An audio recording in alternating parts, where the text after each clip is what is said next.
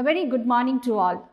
Today we'll be starting with a new chapter, chapter number 13, and the name of the chapter is Beginning of British Rule in India. So, in this chapter we will be covering these given points, that is, coming of the British to India, wars fought to gain control of India, strengthening of the English East India Company's power, and the revolt of 1857.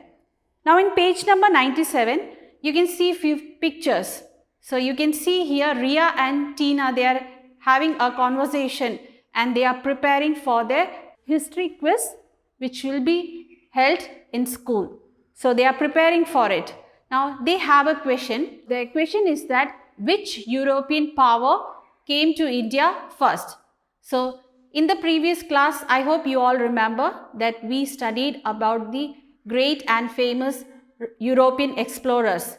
So you remember the Portuguese were the first one to find out a new sea route, that is directly from Europe to India through the Cape of Good Hope. So the Portuguese were the first one to visit India.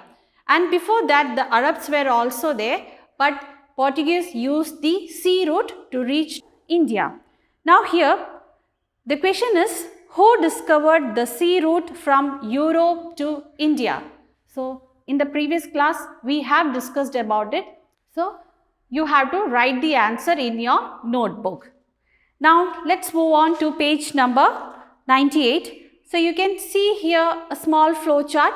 The topic is coming of the Europeans, and under that the subtopics are the Portuguese were the first European to come to India, and the name of the sailors are also given there, which you have to read it by yourself. And then later the French and the Dutch came and set up their trading centers in India. After that the English East India Company was founded in 1600. So the British came to India and they established their empire. So we are going to study about these points in this chapter. So let's start with the class. So you all know that India was very rich in resources and many people from different countries, they came to India for trading purpose. The same thing which we learnt in the previous class, the Portuguese were the first one to come to India through the sea route. That is, they directly travel from Europe to India through the Cape of Good Hope. So do you remember who was that sailor who directly reached India from Europe? The Portuguese sailor's name is Vasco da Gama. So you can see here the picture of Vasco da Gama. So the Portuguese were the first one to reach to India through the sea route, and they set up many factories. They set up factories in Cochin. Now it is known as Kochi, and they also set up factories in Goa. And here what they did was they bought cotton, spices and other materials at low price, and they sold these materials in the European markets at higher price, and they made huge profits. So after the coming of the Portuguese, it was followed by the Dutch people of Holland, French people from France and British people from Britain. So they also sailed to India for trading purpose. Now let's talk about the English East India Company. So the coming of the British established English East India Company in the year 1600. This English East India Company was first known as the Company of Merchants of London, trading with the East Indies. Later on it was named as English East India Company. So it was established by the British in the year 1600 under the authority of Queen Elizabeth I. So she was the Queen of Britain at that time. Now here they set up many factories and they conducted this trading with the Indian rulers. In the year 1615, the Mughal Emperor Jahangir allowed the English East India Company to set up their first factory in Surat. Now Surat is located in Gujarat state. So Mughal Emperor Jahangir gave permission to the East India Company to set up their first factory in Surat, and this allowed English East India Company to carry out their trading within the Mughal territories. So, by 1623, the British had set up many factories in Surat, Bharuch, Ahmedabad and Agra, and they also started to fortify their centers and factories. So, here fortify means they started to build strong buildings, walls and strong ditches to protect themselves from the enemies, and they also started to prepare themselves for the war because their intention was to conquer the lands of our country. So, they started to fortify their British settlements. So, here you can see some of the forts like Fort William in Calcutta, now it is known as Kolkata, and Fort St. George in Madras, now we say Chennai, and a fort at Bombay, now we say Mumbai. So, the Britishers started to fortify their settlements to conquer more lands in India.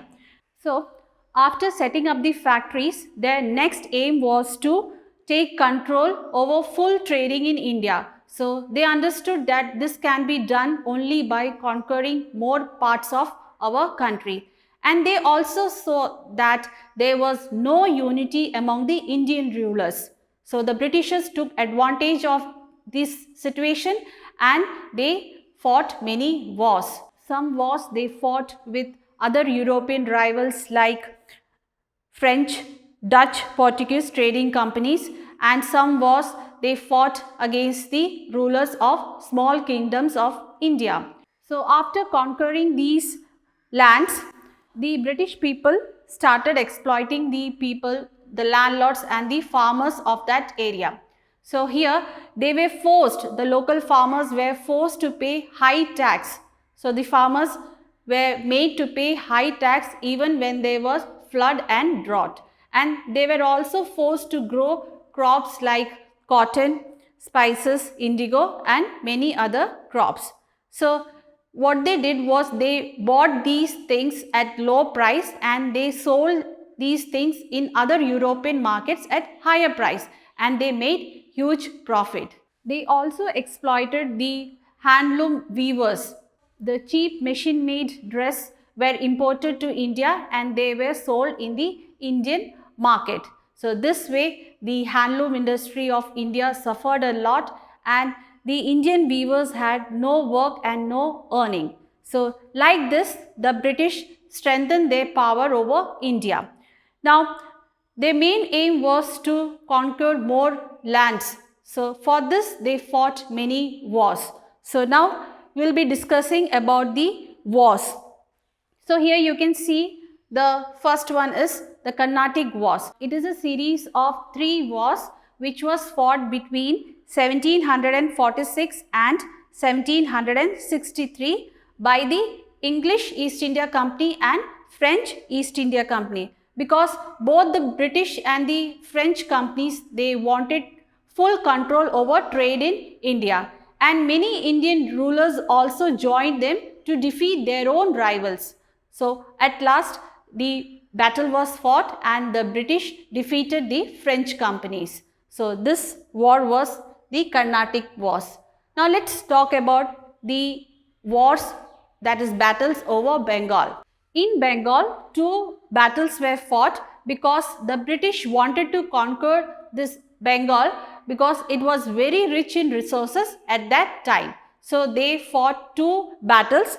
The first one is the Battle of Plassey. The English East India Company felt that large fee was demanded by the Nawabs and the local rulers to do trade in India. So, they wanted to conquer more parts of this province and they started to fortify their centers and establishment, and they also refused to pay the high tax. So, here few privileges and benefits were also given to the Britishers by the former Nawabs and they started to misuse it. So, because of all these factors, the then Nawab, that is Siraj-ud-Daulah, became very angry and they asked them to stop their fortification and they asked them to pay the tax.